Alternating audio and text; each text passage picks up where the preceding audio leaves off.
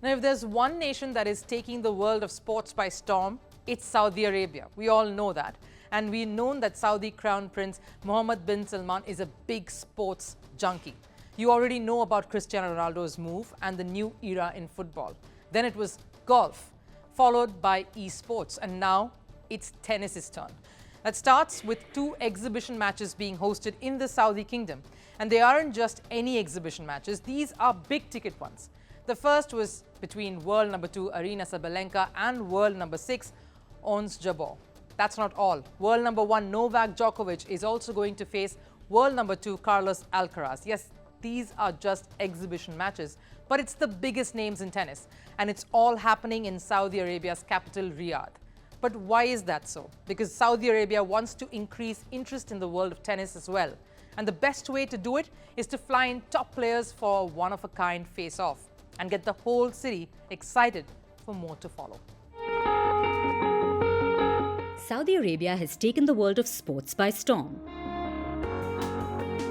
From football to boxing to golf to esports and now tennis. Riyadh is hosting 2 one-of-a-kind exhibition matches. The first one was between Aryna Sabalenka and Jabeur. Now, these are not just ordinary players. Sabalenka is world number 2 and Jabeur is world number 6.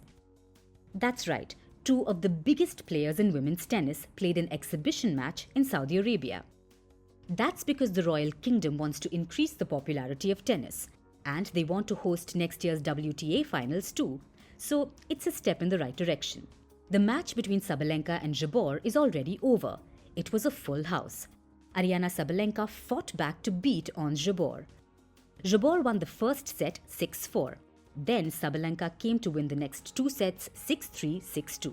The match lasted over 2 hours, and it looks like Saudi Arabia is ready to host larger tournaments. Both the champions only had the best of memories to take back with them.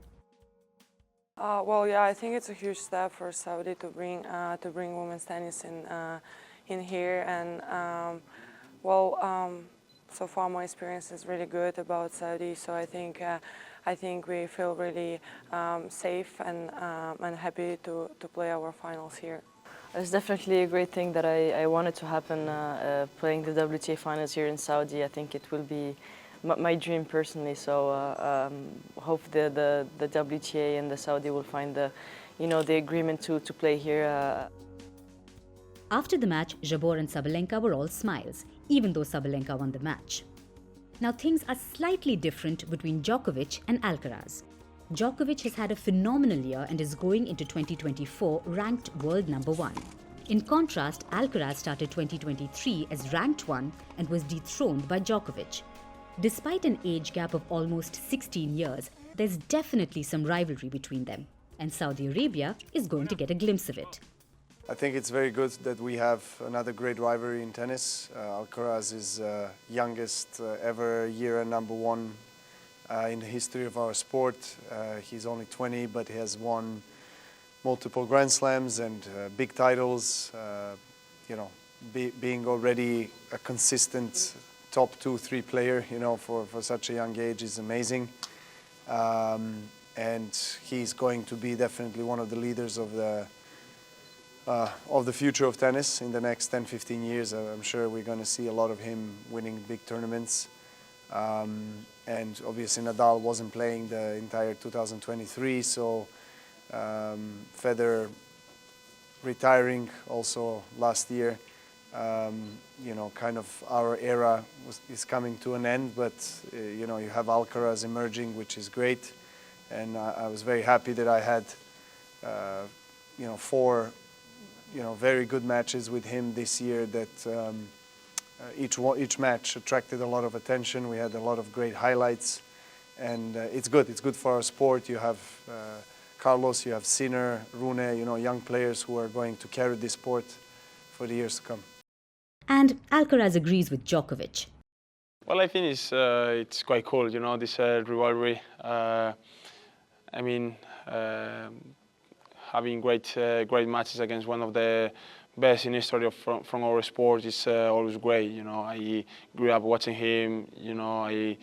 Everything he has done for the game has been amazing. So right now, be able to play against him, face to face, let's say, and be able to beat him. For me, it's great, So hopefully it's gonna be the same this year. But apart from their friendly banter, they both acknowledged that tennis in Saudi Arabia is capable of being the next big thing. I think so. I think it's gonna be good for the game, it's good for the world as well. I think they are, making good things. They are doing great things. So I think the ATP going to Arabia is a great thing. Alcaraz is particularly hopeful. The exhibition matches in Saudi Arabia are just the beginning. The Royal Kingdom has more elaborate plans to make the sport more popular, and they're serious about it. Bringing in the world's best just for one exhibition match is evidence of that.